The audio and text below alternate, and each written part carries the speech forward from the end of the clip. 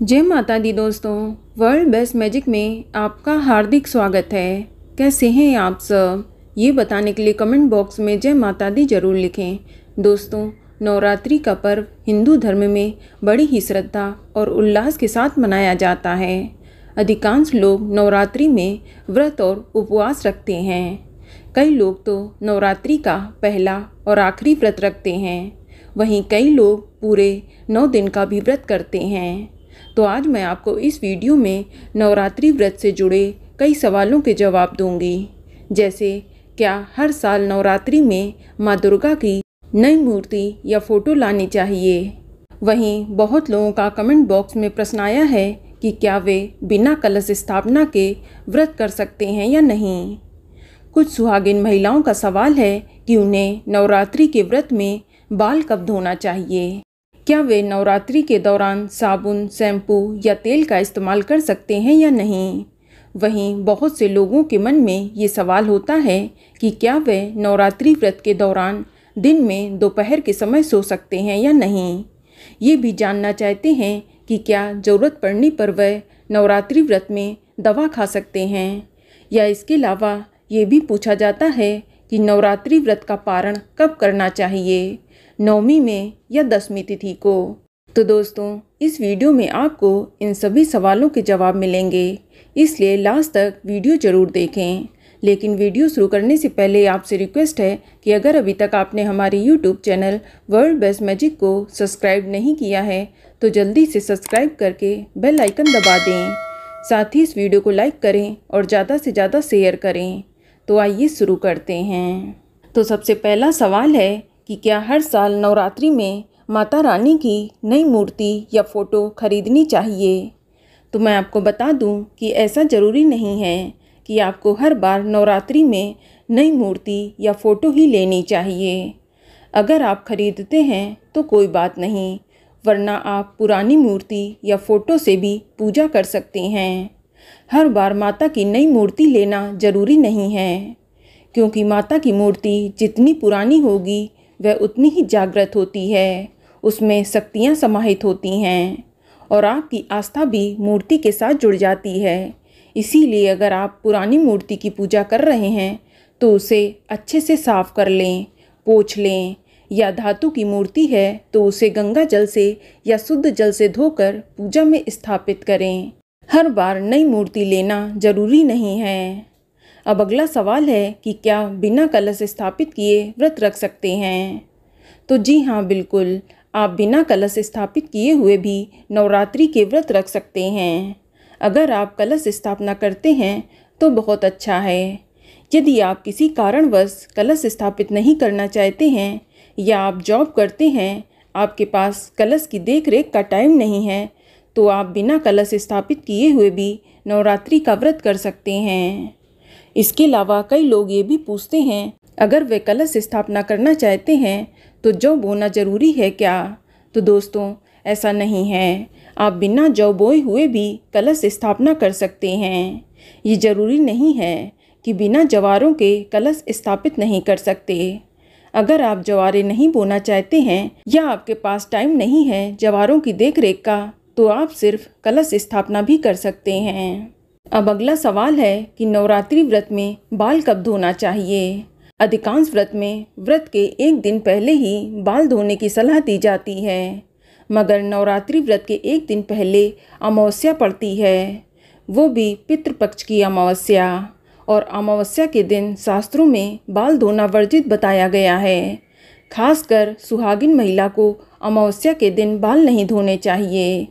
इसलिए आप या तो अमावस्या के एक दिन पहले ही सिर धो लें या फिर नवरात्रि के पहले दिन ही सूर्योदय से पहले बाल धो लें।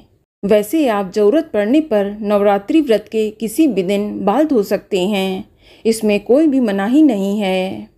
अब अगला सवाल है कि क्या नवरात्रि व्रत के 9 दिनों के दौरान साबुन, शैम्पू या तेल का इस्तेमाल कर सकते हैं या नहीं। तो दोस्तों, किसी भी शास्त्र में ऐसा वर्णन नहीं है कि आपको नवरात्रि के दौरान साबुन, शैम्पू या तेल का त्याग करना चाहिए। लेकिन बहुत से लोग व्रत में संकल्प लेते हैं कि वह नवरात्रि के दौरान किसी चीज़ का त्याग करेंगे। जैसे बहुत से लोग नवरात्रि में चप्पल का त्याग करते हैं, या बहुत से लोग नवरात्रि के 9 दिनों तक प्याज लहसुन का त्याग करते हैं।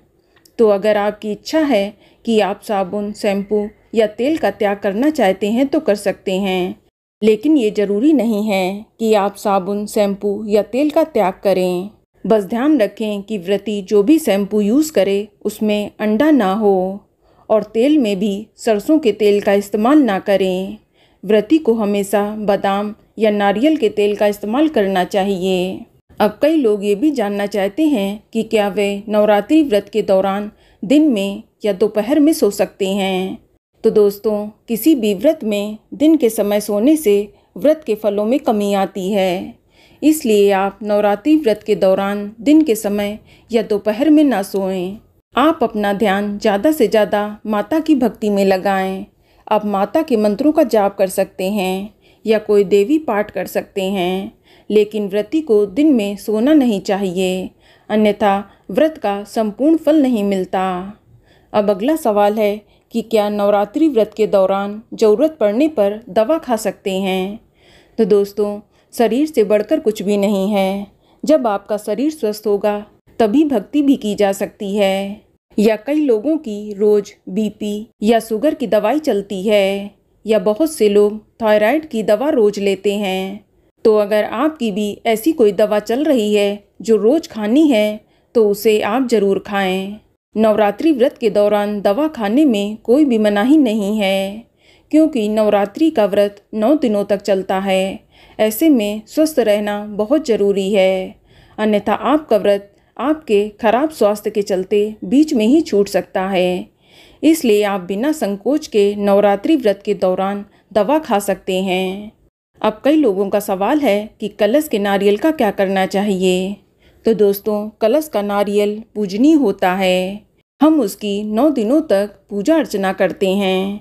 ऐसे में व्रत पूरे होने के बाद या तो आप उस नारियल को किसी ब्राह्मण को दान कर दें, या फिर किसी मंदिर में उस नारियल को रख दें, या इसके अलावा आप कलश के नारियल को किसी नदी या जलाशय में विसर्जित कर सकते हैं।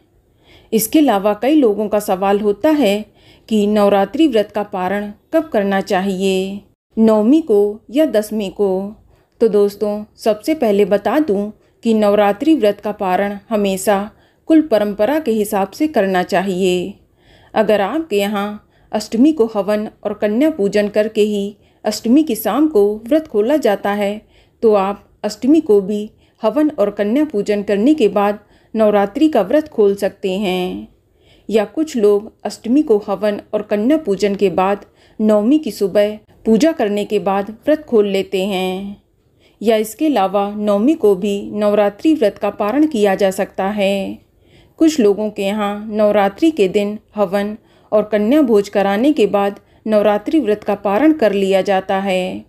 या बहुत से लोग 9वीं का हवन और कन्या पूजन करने के बाद 10वीं को सुबह व्रत खोलते हैं। तो दोस्तों, जैसा आपके परिवार में होता चला आया है, आप उसी दिन नवरात्रि का व्रत खोलें। वैसे नवरात्रि का व्रत 9वीं और 10वीं दोनों ही दिन खोला जा सकता है। बस आप नवरात्रि का पारण करने से पहले हवन और कन्या पूजन जरूर करें। इससे आपको नवरात्रि व्रत का पूरा फल मिलेगा। तो दोस्तों, ये जानकारी आपको अच्छी लगी तो कमेंट में जय माता दी जरूर लिखें, और अगर आपका कोई सवाल है तो उसे कमेंट बॉक्स में अवश्य पूछ लें। और इस वीडियो को लाइक करें, शेयर करें और साथ ही साथ चैनल को सब्सक्राइब करें। धन्यवाद।